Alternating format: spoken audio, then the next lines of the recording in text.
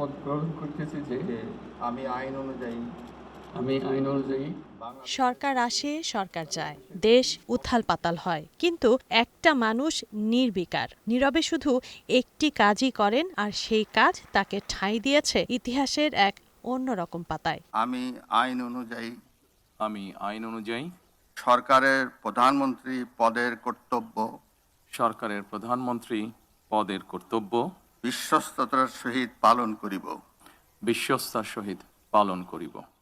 রাষ্ট্রপতি মোহাম্মদ শাহাবুদ্দিন তারেক রহমানের নেতৃত্বাধীন নতুন মন্ত্রিসভাকে শপথ পড়িয়ে নতুন ইতিহাস গড়লেন। ২০২৩ সালে ২৩ এপ্রিল তিনি রাষ্ট্রপতি হয়েছিলেন, মাত্র ২ মাস পরই যার ৩ বছর পূর্তি হবে। এই ৩ বছরে তিনি শুধু আসা যাওয়া দেখেছেন। রাষ্ট্রপতি হিসেবে ৩ বছরে ৩টি আলাদা সরকারকে শপথ পড়ালেন মোহাম্মদ শাহাবুদ্দিন। অনেকে মজা করে যাকে বলছে শপথ পড়ানোর হ্যাট্রিক করলেন রাষ্ট্রপতি শাহাবুদ্দিন।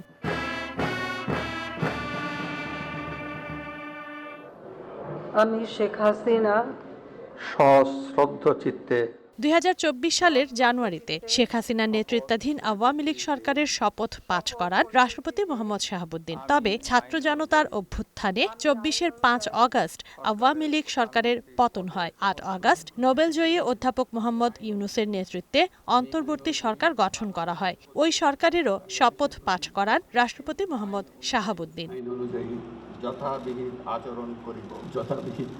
সাধারণত একজন রাষ্ট্রপতি তার মেয়াদে ১ বা ২বার মন্ত্রিসভার শপথ পড়ান। এক্ষেত্রে মোহাম্মদ শাহাবুদ্দিন নিজেকে কিছুটা ভাগ্যবানই ভাবতেই পারেন। দায়িত্ব নেয়ার ৩ বছরে আলাদা ৩টি সরকারকে শপথ পড়িয়েছেন তিনি, যা আগে কখনো হয়নি।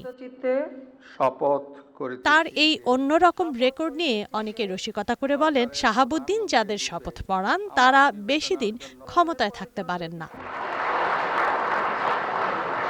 আওয়ামী লীগের মনোনয়নে ২০২৩ সালের এপ্রিল মাসে বিনা প্রতিদ্বন্দ্বিতায় রাষ্ট্রপতি নির্বাচিত হন ৭৫ বছর বয়সী মোহাম্মদ শাহাবুদ্দিন। ছাত্র জনতার অভ্যুত্থানে হাসিনার পতনের পর অনেক আলোচনা আন্দোলন হলেও তাকে রাষ্ট্রপতি পদ থেকে সরানো হয়নি বা তিনিও পদত্যাগ করেননি। নতুন সরকারের নতুন অধ্যায়ে শাহাবুদ্দিন কতদিন রাষ্ট্রপতি থাকবেন তা বলা মুশকিল, কারণ তিনি এরই মধ্যে রয়টার্সকে সাক্ষাৎকারে জানিয়েছেন নতুন সরকার এলে পদত্যাগ করবেন।